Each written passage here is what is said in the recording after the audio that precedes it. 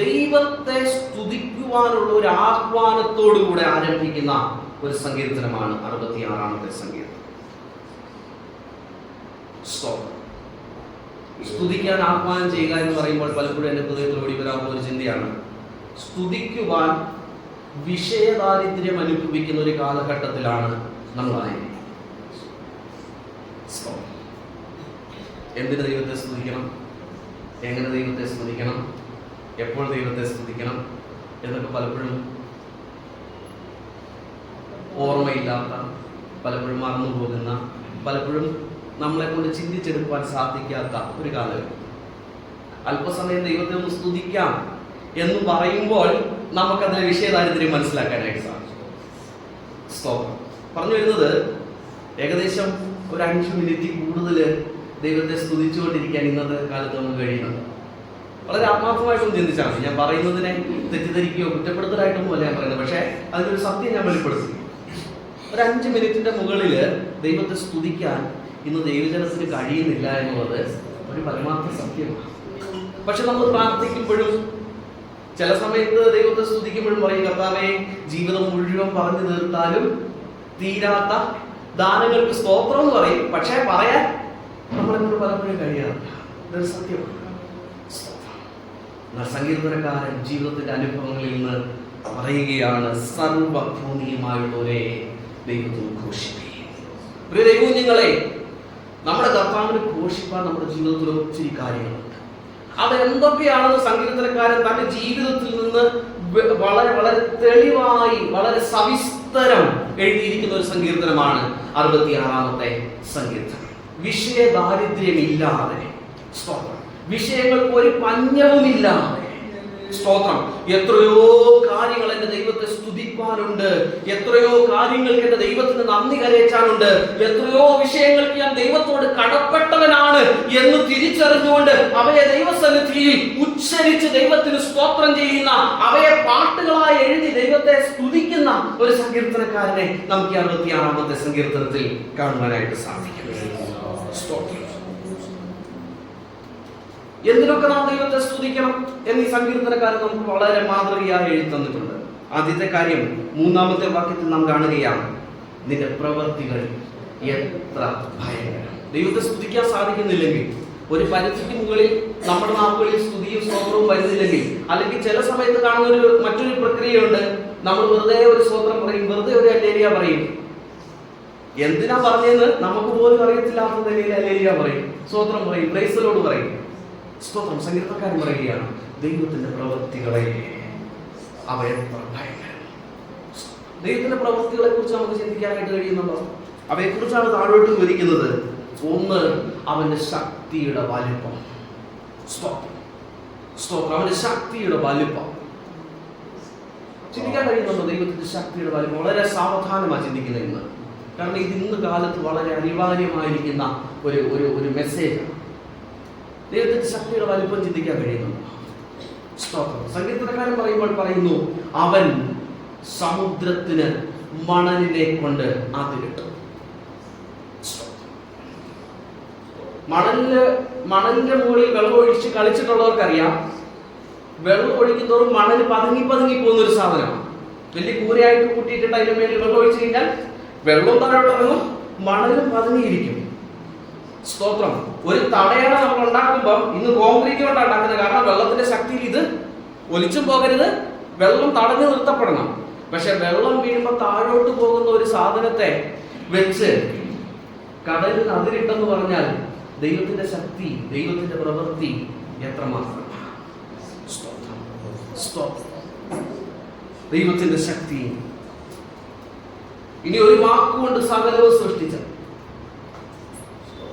ഉണ്ടാകട്ടെ എന്നുള്ളൊരു വാക്കുകൊണ്ട് സകലവും സൃഷ്ടിച്ച പുതിയ ദൈവത്തിലേക്ക് കടന്നു വരുമ്പോൾ അലഞ്ഞ് ഇതാ ഇപ്പൊ എല്ലാം തീർന്നെന്ന് പറയുന്ന സമുദ്രത്തെ നോക്കി കാറ്റേ അടങ്ങുക, കടലെ ശാന്തമാവുക എന്ന് പറഞ്ഞപ്പോൾ കാറ്റും കടലും കൂടെ അവന്റെ വാക്കിനെ അനുസരിക്കുന്നുവെന്ന് കണ്ട് ജനം ആശ്ചര്യപ്പെടത്തക്കവണ്ണം ശക്തിയുള്ളവൻ. ദൈവത്തിന്റെ ശക്തിയുടെ വലിപ്പം നമ്മൾ പറയുന്ന ഒരു സ്തോത്രം കൊണ്ടോ ഒരു ഹല്ലേലൂയ കൊണ്ടോ തീരുകയില്ല ദൈവം. നിങ്ങളെ നമുക്ക് ചിന്തിച്ചെടുത്ത് ദൈവത്തെ സ്തുതിപ്പാൻ അനേകമുണ്ട്. അവൻ സർവശക്തനാണ്. ഇന്ന് നാം അനുഭവിക്കുന്ന ഏത് കാറ്റിന്റെയും ഏത് കോളിന്റെയും നടുവിൽ സ്തോത്രം, അവനൊരു വാക്ക് പറഞ്ഞാൽ, അവനൊരു വാക്കുരുവിട്ടാൽ സ്തോത്രം, അവൻ അടങ്ങാവുന്നതേ ഉള്ളൂ. ആ പ്രശ്നങ്ങളെക്കാൾ നമ്മുടെ ദൈവം സർവശക്തനാണ്. ദൈവത്തിന് സ്തോത്രം ചെയ്യുവാൻ നമുക്ക് വഴിയില്ലേ? സ്തോത്രം, ഹല്ലേലൂയ. അടുത്ത് പറയുക, സർവഭൂമിയും നിന്നെ നമസ്കരിക്കും. യാക്കോബ് എഴുതുന്നത് വളരെ കൃത്യമായിട്ട് എഴുതുകയാണ്. യാക്കോബ് പറയുകയാണ്, സകല സൃഷ്ടികളും മനുഷ്യന് മെരുങ്ങിയിരിക്കുന്നു, പക്ഷെ നാവിനെ മെരുക്കാവുന്നതല്ല. എങ്ങനെയാ മാസ്റ്റർ ഇതിനെ കണക്ട് ചെയ്യുന്നതെന്ന് ചോദിക്കണം. നമുക്ക് ഒരാനയെ മെരുക്കാൻ കഴിയുന്നു. നമുക്ക് ഇന്ന് കാലത്ത് സോഷ്യൽ മീഡിയയിലൊക്കെ നോക്കിയാൽ അറിയാം, നമ്മളൊക്കെ പണ്ട് സിംഹം എന്ന് പറഞ്ഞാൽ ഭയങ്കര ഭയത്തോടെ കാണുന്ന, ഇത് സിംഹത്തെ വളർത്തുന്നവരുടെ കൂട്ടമാണ്. അത് വന്ന് കളിക്കുന്നത്, മേത്തിയാടി കളിക്കുന്നു. സിംഹത്തെ മനുഷ്യൻ മെരുക്കി, അതായത് അതിന്റെ പെറ്റ് ആനിമൽസ്, വളർത്തു മൃഗങ്ങളായി കൊണ്ടു നടക്കുന്ന സകലവും, പാമ്പിനെ വളർത്തുന്നു. ഇതിനെ ഞാൻ പ്രോത്സാഹിപ്പിക്കുന്നില്ല, കാരണം ഇതിനൊക്കെ ഇതിൻ്റെതായ അപകടങ്ങളുണ്ട്. സാഹസം ദൈവ കുഞ്ഞുങ്ങൾക്ക് അരുതെന്നാണ് ദൈവത്തിന്റെ വചനം പഠിപ്പിക്കുന്നത്. അതിലേക്ക് ഞാൻ കടക്കുന്നില്ല.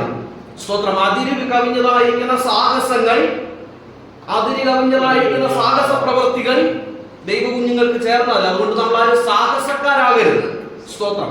അതൊന്ന് ഓർപ്പിച്ച് മുമ്പോട്ട് പോകുക, അല്ലെങ്കിൽ ഒരുപക്ഷെ ഇതൊക്കെ ഒരു പ്രചോദനമായി തീരാൻ സാധ്യതയുണ്ട്. എന്നാൽ മനുഷ്യന് സകലവും മരുങ്ങുന്നു. സ്തോത്രം. അങ്ങനെയെങ്കിൽ സൃഷ്ടിതാവിന്റെ വാക്കിനെല്ലാം കീഴ്പ്പെടുന്നത് നമുക്ക് കാണുവാൻ കഴിയുന്നില്ലേ? സർവഭൂമിയും അങ്ങേ നമസ്കരിക്കും. സകല ഭൂമിക്കും അവൻ ദൈവമായിരിക്കും. സകലത്തിന്റെ മീതെയും അവിടുന്ന് രാജാവായിരിക്കുന്നു. ആകയാൽ അവന്റെ നാമത്തിന് നാം കീർത്തനം പാടുവാൻ കടപ്പെട്ടവരാണ്. അടുത്ത് പറയുക, മനുഷ്യപുത്രന്മാരോടുള്ള അവന്റെ പ്രവൃത്തി അവൻ ഭയങ്കരൻ. 5-ാമത്തെ വാക്യത്തില മനുഷ്യപുത്രന്മാരോടുള്ള അവന്റെ പ്രവൃത്തിയിൽ അവൻ ഭയങ്കരൻ. ഒന്ന് ചിന്തിച്ചെടുക്കാൻ പറ്റുമോ മനുഷ്യപുത്രന്മാരോടുള്ള അവന്റെ പ്രവൃത്തികൾ എന്തൊക്കെയാണെന്ന്? സങ്കീർത്തനക്കാരൻ പറയുകയാണ്, കർത്താവേ, ഞാൻ പിണ്ഡാകാരമാകുന്നതിന് മുൻപേ അവിടെ തന്നെ കണ്ടു. നമ്മളോടുള്ള പ്രവൃത്തി ദൈവത്തിന്റെ ഭയങ്കരത്വമാണ്. സ്തോത്രം. ഒരു മാതാവും പിതാവും തമ്മിൽ ചേർന്ന് ഒരു കുഞ്ഞുണ്ടാകുന്നതിന് മുൻപേ നമ്മെ പേർ ചൊല്ലി വിളിച്ചത്. സ്തോത്രം. ഇത്രയും ബുദ്ധിയും സാമർഥ്യമുള്ള നമുക്ക് അടുത്ത നിമിഷത്തിൽ എന്ത് സംഭവിക്കുമെന്ന് അറിയാതിരിക്കേ, സ്തോത്രം, സകലത്തെയും മുഴുവനായി അറിയുന്നവൻ, അതോടൊപ്പം നമ്മെ കുറിച്ച് സകലവും വ്യക്തമായി അറിയുന്നവൻ. വീണ്ടും സങ്കീർത്തനക്കാരൻ പറയുക, ഭയങ്കരവും അതിശയകരവുമായി എന്നെ സൃഷ്ടിച്ചിരിക്കാൻ ദൈവമേ, ഞാൻ എന്നെ വാഴ്ത്തുന്നു. ഇനി സൃഷ്ടിയിലേക്കൊന്ന് കടന്നു എന്ന് നോക്കുക. മനുഷ്യന് വേണ്ട സകലവും സൃഷ്ടിച്ചു വെച്ച് മനുഷ്യനെ സൃഷ്ടിയിലേക്ക് ആനയിച്ചവൻ. മനുഷ്യരോടുള്ള ദൈവത്തിന്റെ പ്രവൃത്തി ഓർക്കുമ്പോൾ നാം ദൈവത്തെ സ്തുതിപ്പാനായിട്ട് നമ്മളോടുള്ള ദൈവത്തിന്റെ പ്രവൃത്തി ഒന്ന് ആലോചിക്കാൻ നമുക്ക് കഴിയുന്നുണ്ടോ? നമ്മുടെ ജീവിതത്തിൽ ദൈവം ചെയ്യുന്ന പ്രവൃത്തികൾ. ഈ മനുഷ്യപുത്രന്മാരോടുള്ള പ്രവൃത്തിയെ കുറിച്ച് പറയുമ്പോൾ സങ്കീർത്തനക്കാരൻ തന്റെ പിതാക്കന്മാരുടെ ജീവിതത്തിൽ ദൈവം ചെയ്ത പ്രവൃത്തികളെ കുറിച്ചൊന്ന് പാടുകയാണ്. അടുത്ത വാക്യം അതാ പറയുന്നത്. 6-ാമത്തെ വാക്യത്തിൽ നാം കാണുന്നു, അവൻ സമുദ്രത്തെ ഉണങ്ങിയ നിലമാക്കി. ഞാൻ ഈ വാക്യം വായിച്ചപ്പോൾ ഞാനിങ്ങനെ ചിന്തിപ്പാനായിട്ടിടയായി തീർന്നു. ഞാൻ ദൈവത്തെ സ്തുതിക്കുമ്പോൾ എന്തൊക്കെ ദൈവത്തിന് സ്തോത്രം ചെയ്യുവാനായിട്ടിടയായി. എന്നോടുള്ള ദൈവത്തിന്റെ പ്രവൃത്തികൾ, മനുഷ്യപുത്രന്മാരോടുള്ള ദൈവത്തിന്റെ പ്രവൃത്തികൾ എന്നൊക്കെ പറയുമ്പോൾ സങ്കീർത്തനക്കാരൻ ഓടിച്ചെല്ലുക തന്റെ പിതാക്കന്മാരുടെ സ്തോത്രം കാലഘട്ടത്തിൽ ദൈവം അവരെ നടത്തിയ വഴികൾ. നമ്മുടെ കാലഘട്ടത്തിൽ നമ്മുടെ കുഞ്ഞുങ്ങൾ, സ്തോത്രം, കഴിഞ്ഞ നാളുകളിൽ ദൈവം നമ്മുടെ ജീവിതത്തിൽ പ്രവർത്തിച്ച ദൈവിക പ്രവർത്തനങ്ങൾ നമ്മുടെ കുഞ്ഞുങ്ങൾക്ക് അറിയാമോ? നമുക്കറിയാമോ? നമ്മുടെ പിതാക്കന്മാരുടെ കാലഘട്ടത്തിൽ ദൈവം നമ്മളോട് പ്രവർത്തിച്ച, നമ്മെ കരുതിയ വഴികൾ. സ്തോത്രം. ഒരു കുഞ്ഞുദാഹരണം പറയുകയാണ്. ഞാനിങ്ങനെ ചിന്തിച്ചപ്പോൾ എന്റെ ചിന്തയിൽ വന്നത് ഞാൻ പറയുകയാണ്. ഡാഡായ ദൈവം വർഷങ്ങൾക്ക് മുൻപേ ബാംഗ്ലൂരിൽ വന്നു. രക്ഷിക്കപ്പെടാതെയാ വന്നതെന്ന് എന്റെ ഹൃദയത്തിൽ വന്ന ചിന്തകളാണ്. രക്ഷിക്കപ്പെടാതെയാണ് ഇവിടെ വന്നതെന്ന് അദ്ദേഹം തന്നെ സാക്ഷ്യം പറയാറുണ്ട്. ഇവിടെ കൊണ്ടുവന്ന് രക്ഷയിലേക്ക് നടത്തി. ഇവിടെ കൊണ്ടുവന്ന് കർത്താവിന്റെ പ്രവർത്തനത്തിലാക്കി വെച്ചു. അനേക ഇൻസ്റ്റിറ്റ്യൂഷൻസിനെ സ്റ്റാർട്ട് ചെയ്യുവാൻ, അനേക ഇടങ്ങളിൽ പ്രവർത്തനങ്ങൾ ഉണ്ടാക്കുവാൻ ദൈവം ഉപയോഗിച്ചു. പിതാക്കന്മാരുടെ ജീവിതത്തിൽ ദൈവം ചെയ്ത പ്രവൃത്തികളെ ഓർക്കുന്നത്. അതിൽ കുഞ്ഞുങ്ങളായി ഞങ്ങളെ ദൈവം കൊണ്ടുവന്നു. ചിന്തിക്കാൻ നമുക്ക് കഴിയുന്നുണ്ടോ? ദൈവത്തെ സ്തുതിപ്പാൻ നമ്മുടെ നാൾ വഴികളിൽ ദൈവം ഒരുക്കിയ ദൈവത്തിന്റെ വഴികളെ ഓർക്കുവാൻ നമുക്ക് കഴിയണം. സ്തോത്രം. ഒന്നുമില്ലാതെ ലോകത്തോട് ചേർന്ന് ലോകത്തിൽ മണ്ണോട് മണ്ണായി തീരേണ്ടിയിരുന്ന നമ്മളെ കാലാകാലങ്ങളിൽ വിളിച്ച് വേർതിരിച്ച ദൈവവചനത്തിന്റെ ഭാഷ്യമാ. സ്തോത്രം. വിളിച്ച് വേർതിരിച്ച് തന്റെ മക്കളും തന്റെ അവകാശികളുമാക്കി തീർത്ത് സ്വർഗീയ രാജ്യത്തിന്റെ പൗരന്മാരാക്കി തീർത്ത് ദൈവത്തിൽ നിലനിർത്തി കാലകാലങ്ങളിൽ വേണ്ടതെല്ലാം നൽകി നമുക്ക് വേണ്ടി പ്രവർത്തിച്ച ദൈവത്തിന്റെ പ്രവർത്തികളെ നാം ഓർക്കുമ്പോൾ നമുക്ക് ദൈവത്തെ സ്തുതിപ്പാതിരിക്കാൻ കഴിയില്ല. പ്രിയമുള്ളവരെ, സ്തോത്രം. അതുകൊണ്ട് വിഷയദാരിദ്ര്യമില്ല. നമ്മൾ യഥാർത്ഥമായി ചിന്തിക്കാത്തതാണ് നമ്മുടെ പ്രശ്നം. നമുക്ക് ദൈവത്തിന്റെ പ്രവൃത്തികളെ കുറിച്ച് ചിന്തിച്ചെടുക്കാൻ കഴിയാത്തതാണ് നമുക്ക് ദൈവത്തെ ഒരു പരിധി കഴിഞ്ഞ് സ്തുതിപ്പാൻ ഒന്നുമില്ലാതാക്കി തീർക്കുന്നത്. ചിന്തിച്ചെടുത്താൽ ഒത്തിരിയുണ്ട്. ചിന്തിച്ചാൽ ഒരന്തവുമില്ലാത്ത ഒരവസാനമില്ലാത്ത നിലകളിൽ എന്നിലും നിങ്ങളിലും ഈ നിമിഷം സംസാരിച്ചു കൊണ്ടിരിക്കവെയും എന്നിൽ പ്രവർത്തിക്കുന്ന ദൈവത്തിന്റെ സാന്നിധ്യം എത്ര ശ്രേഷ്ഠമാണ്. ഹല്ലേലൂയ. അടുത്ത തന്നെ ചിന്തിപ്പിച്ച മറ്റൊരു ഭാഗമായി ഈ വാക്യത്തെ വായിച്ചപ്പോൾ പിതാക്കന്മാരെ അനുഗ്രഹിച്ചു എന്ന് പറയുമ്പോൾ തന്നെ അവിടെ നിങ്ങൾ കാണുന്ന ഒരു അത്ഭുതം കാണണം. സ്തോത്രം. നമ്മൾ സാധാരണ ദൈവം സൃഷ്ടിച്ചു വെച്ചു എന്നുള്ള വിഷയം ഒത്തിരി കേട്ടിട്ടുണ്ട്. സ്തോത്രം. നമ്മെ ജനിപ്പിക്കുന്നതിന് മുൻപേ ദൈവം നമുക്ക് വേണ്ടി സകലവും സൃഷ്ടിച്ചു വെച്ചു. നമ്മുടെ ജീവിത യാത്രയിൽ ഒരാവശ്യം വരുന്ന സമയത്ത് ഈ സൃഷ്ടിയുടെ ഗതികളെ ഇന്ററപ്റ്റ് ചെയ്യാൻ എന്ന് പറഞ്ഞാൽ ഈ സൃഷ്ടിയുടെ സാധാരണമായ ഒരു ഗതിയുണ്ട്. സ്തോത്രം. അവൻ സമുദ്രത്തെ രണ്ടാക്കി എന്ന് പറയുമ്പോൾ സമുദ്രത്തിന്റെ സാധാരണഗതി എന്ന് പറയുന്നത് ഒന്നായി കിടന്ന്, സ്തോത്രം, അതിന്റെ അലകളും തിരമാലകളും അതിനകത്തുള്ള സസ്യങ്ങളും അതിനകത്തുള്ള മത്സ്യങ്ങളും, സ്തോത്രം, അതിനകത്തുള്ള ജീവജാലങ്ങളും, അതാണ് അതിന്റെ സാധാരണഗതി. പക്ഷെ ഒരു ദൈവപൈതലിന് ചില ആവശ്യങ്ങൾ വരുമ്പോൾ ആ സൃഷ്ടിയുടെ സാധാരണഗതിയെ, സ്തോത്രം, അതിലും കയറി ഇടപെട്ട് എനിക്കും നിങ്ങൾക്കും വേണ്ടി പ്രവർത്തിക്കുന്ന ഒരു ദൈവത്തെ നിങ്ങൾക്ക് കാണാൻ കഴിയുന്നുണ്ടോ? സ്തോത്രം. സ്തോത്രം.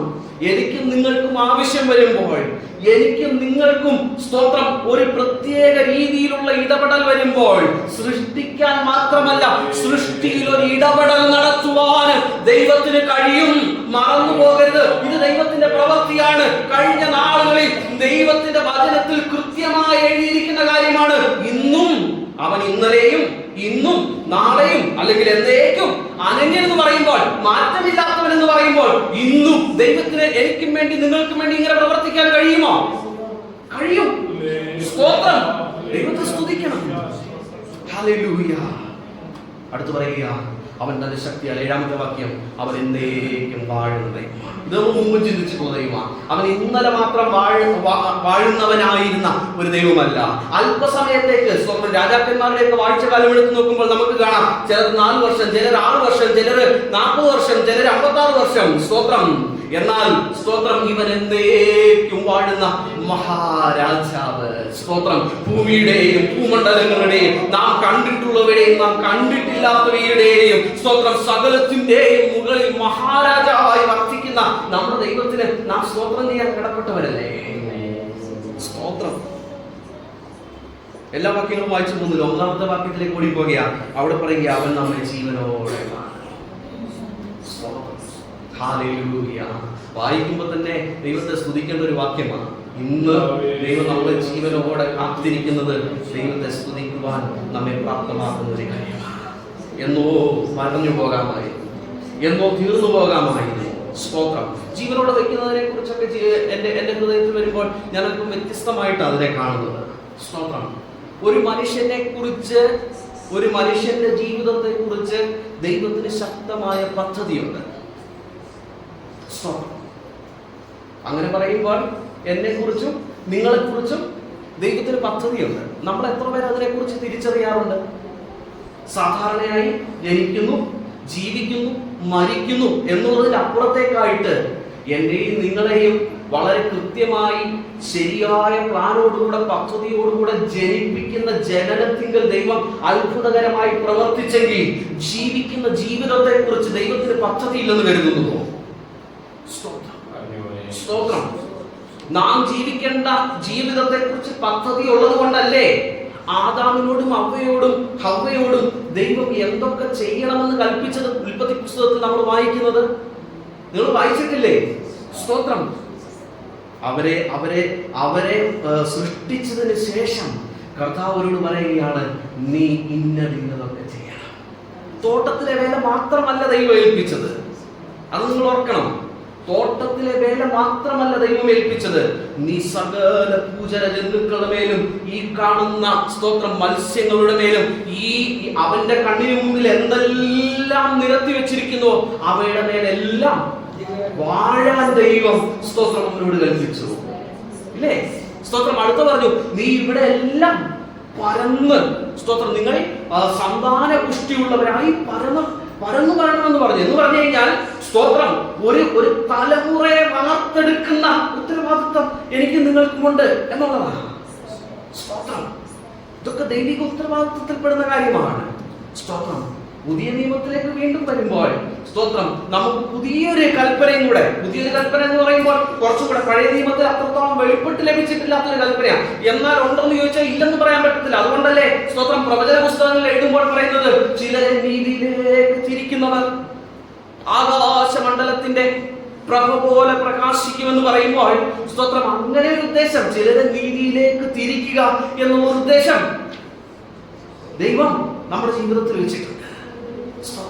എന്നിങ്ങനെ ജീവിതത്തിലെ സ്തോത്രം ഒരു ഉദ്ദേശവുമില്ലാതെ ചുമ്മാ ജനിക്കാനും ജീവിക്കാനും മരിക്കാനും വേണ്ടി സ്തോത്രം കടന്നു പോകുന്ന ഒരു സാധാരണ നാൾക്കളെ പോലെയുള്ള ഒരു ജീവിതമല്ല ദൈവം എന്നെ കുറിച്ച് നിങ്ങളെ കുറിച്ച് വെച്ചിരിക്കുന്നത്. സ്തോത്രം. ഇത് നമുക്ക് പണി തരുന്ന വിഷയമായതുകൊണ്ട് സ്തോത്രം ചെയ്യാത്തത് ഞാൻ വിട്ടു തരിക, വെറുതെ ഇരിക്കാൻ പറ്റത്തില്ലല്ലോ. സ്തോത്രം. പക്ഷെ ചിന്തിക്കണം, ദൈവമേ ഈ സാധുവായ എന്നെയും സ്തോത്രം വലിയ പദ്ധതികളോടുകൂടെ അവിടുത്തെ ഉള്ളം കൈയിൽ വരച്ച്. നിങ്ങൾ ശ്രദ്ധിച്ചിട്ടുണ്ടോ എന്താ ഉള്ളം കൈയിലൊക്കെ വരയ്ക്കുന്നത്? ഒത്തിരിയേറെ വ്യാഖ്യാനങ്ങൾ അതിനുണ്ടാകാം. പക്ഷെ എന്റെ ഹൃദയത്തിൽ തോന്നിയ ഒരു സാധാരണ കാര്യം ഞാൻ പറയട്ടെ. നമ്മൾ വളരെ ഇമ്പോർട്ടന്റ് ആയിട്ടുള്ള കാര്യമാണ് നമ്മുടെ കയ്യിൽ എഴുതി വെക്കുക, പെട്ടെന്ന് മറന്നു പോകാതിരിക്കുക. ശ്രദ്ധിച്ചിട്ടുണ്ടോ? നമ്മുടെ കയ്യിൽ എഴുതി മാഞ്ഞു പോകുമായിരിക്കാം. നമ്മളെ വളരെ ഇമ്പോർട്ടന്റ് ആയിട്ടുള്ള വളരെ വിശേഷതയേറിയ ഒരു പ്രത്യേകതയേറിയ സ്തോത്രം ഹല്ലേലൂയ അനുഭവത്തിൽ നിങ്ങൾ ഒരുപക്ഷെ ചോദിക്കുമായിരിക്കും, ക്രിട്ടിക്കലായിട്ട് ചിന്തിക്കുമ്പോഴൊക്കെ ചോദിക്കുമായിരിക്കും, അത്രയും വലിയ ഉള്ളം കൈയാണ് കർത്താവിൻ്റെ എന്നൊക്കെ. സ്തോത്രം. ഒത്തിരി വളർന്നു മൂക്ക് പിടിക്കേണ്ടതേ. സ്തോത്രം. ദൈവത്തിൽ അങ്ങ് വിശ്വസിക്കുക. ഈ ചില കാര്യങ്ങളിലൊക്കെ നമ്മൾ വളഞ്ഞു കുടിക്കാൻ പോകുമ്പോൾ ഭയങ്കര പ്രശ്നമാണ്. വിശ്വാസത്തിൽ തന്നെ ഉലച്ചു കളയും. സ്തോത്രം. ചിലതൊക്കെ ദൈവം പറഞ്ഞത് അതുപോലെ ഏറ്റെടുക്കാൻ നമുക്ക് ഈ നാളുകളിൽ സാധിക്കണം. ദൈവം പറഞ്ഞ അതുപോലെ ഏറ്റെടുക്കാൻ അവന്റെ വാക്ക് എങ്ങനെയാണെന്നാ ദൈവവചനം പറയുന്നത്? അവൻ ഉപ്പെന്ന് പറഞ്ഞാൽ ഉപ്പെന്നാ, അവൻ ഇല്ലെന്ന് പറഞ്ഞാൽ ഇല്ലെന്നാ. സ്തോത്രം. അതിൻ്റെ ഇടയിൽ നമ്മളെല്ലാത്തിലേക്ക് വല്ലാതെ സ്തോത്രം ദൈവത്തിന് മഹത്വം. സ്തോത്രം. അവൻ നമ്മുടെ ഉള്ളം കയ്യിൽ വരഞ്ഞിരിക്കുന്നു എന്ന് പറയുമ്പോൾ ധൈര്യമായി ദൈവത്തെ സ്തുതിക്കാതെ, കർത്താവേ എന്നെ വളരെ പ്രത്യേകതയുള്ളവനായി, എന്നെ വളരെ വൈശിഷ്ട്യങ്ങളുള്ളവനായി എന്നെ അവിടുത്തെ കരങ്ങളിൽ വരച്ചിരിക്കുക. സ്തോത്രം. ഞാൻ ജീവിക്കും അങ്ങനെ പ്രത്യേകതയുള്ളവനായി തിരഞ്ഞെടുത്തെങ്കിൽ ഞാൻ ആ പ്രത്യേകതയെ നിറവേറ്റാൻ തക്കവണ്ണം എന്റെ അവസാനം വരെ ഞാൻ ജീവിക്കുന്നത് നമ്മളെ തന്നെ ദൈവകരങ്ങളിൽ കൂടെ സമർപ്പിക്കാൻ സാധിക്കും. സ്തോത്രം. ഹല്ലേലൂയ. എന്നിട്ട് അടുത്ത് പറയുക 12ന്റെ അവസാനം, എങ്കിലും നീ ഞങ്ങളെ സമൃദ്ധിയിലേക്ക് കൊണ്ടുവന്നിരിക്കണം. ഇത് ജീവിതത്തിൽ മറ്റൊരു ഭാഗം നാം ദൈവത്തെ സ്തുതിക്കേണ്ട. നമ്മൾ പലപ്പോഴും, ഞാൻ ഉൾപ്പെടെ പലപ്പോഴും നമ്മൾ ചിന്തിക്കാറുള്ളത് നമ്മുടെ ജീവിതത്തിൽ സമൃദ്ധിയൊന്നും ഇല്ലെന്നാണ്. സ്തോത്രം. പക്ഷേ ഒന്ന് ആഴത്തൊന്ന് ചിന്തിച്ചു നോക്കിക്കേ. ഇന്ന് കാലത്തെ കണക്കുകളൊക്കെ ഒന്ന് എടുത്തൊന്ന് ചിന്തിച്ചു നോക്കിക്കേ. സ്തോത്രം. ഒരു വീടുണ്ടെങ്കിൽ എത്രയോ വലിയൊരു ശതമാനം സമൃദ്ധിയുള്ളവരുടെ കൂട്ടത്തിലാണ് നമ്മൾ. എന്തിനു പറയുന്നു? വീട്ടിലൊരു ഫ്രിഡ്ജ് ഉണ്ടെങ്കിൽ, ഇന്ന് കാലത്ത് എത്ര വീട്ടില് ഫ്രിഡ്ജിന് കുറവുണ്ട്, ക്ഷാമമുണ്ട്.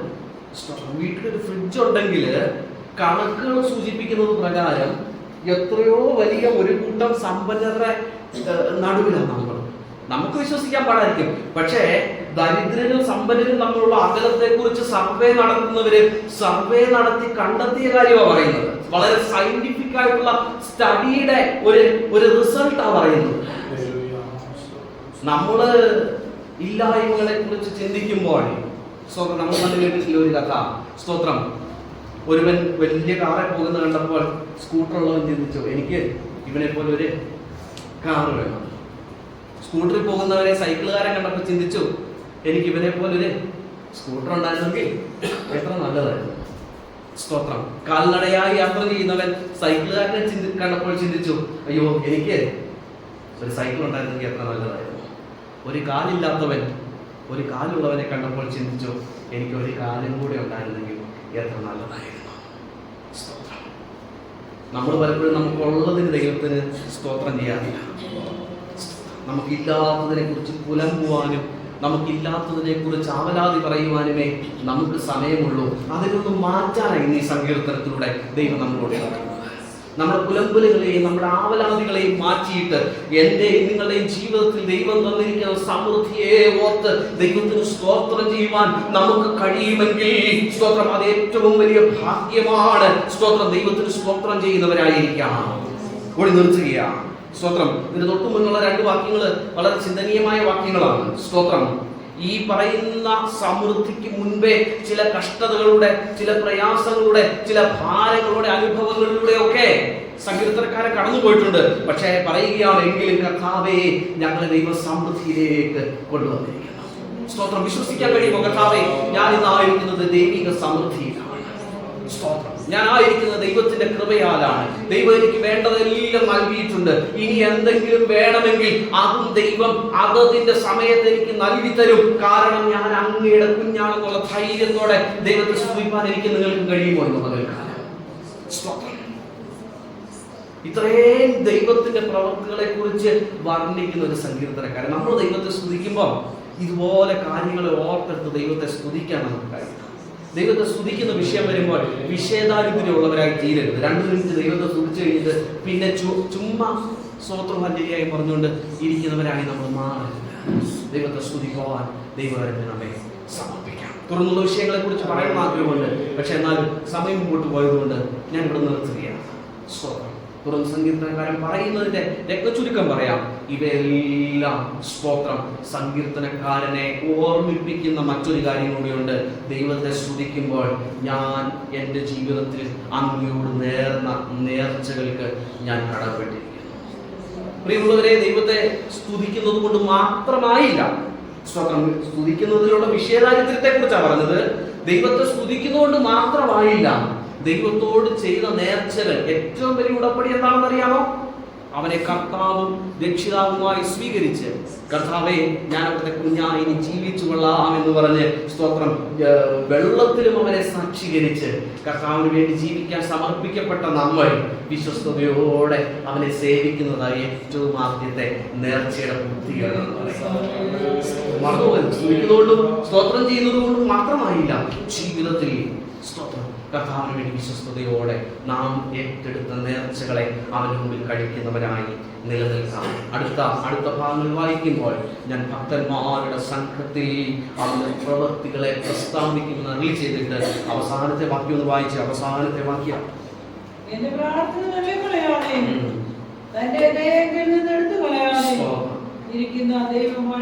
ശ്രദ്ധിക്കണേ, എന്റെ പ്രാർത്ഥന തള്ളി കളയാതെ.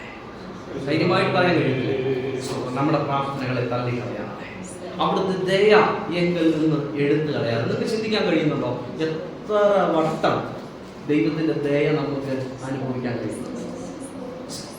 ജീവിതത്തിലെ തെറ്റുകൾ ചെയ്യുമ്പോഴും വീഴ്ചകൾ സംഭവിക്കുമ്പോഴും അവയിൽ നിന്നെല്ലാം ദയോടെ നമ്മളെ വീണ്ടും കോരിയെടുത്ത് മാറോട് ചേർക്കുന്ന, നമ്മെ ബലപ്പെടുത്തുന്ന, നമ്മെ നിലനിർത്തുന്ന ദൈവത്തിന്റെ സ്നേഹം എങ്കിൽ നിന്ന് തന്നെ എടുത്തു കളയും. ഈ 2 വാക്യം മതി, അല്ലെങ്കിൽ ഈ 2 വാക്കുകൾ മതി ദൈവത്തെ ജീവിതകാലം മുഴുവൻ സ്തുതിക്കാൻ.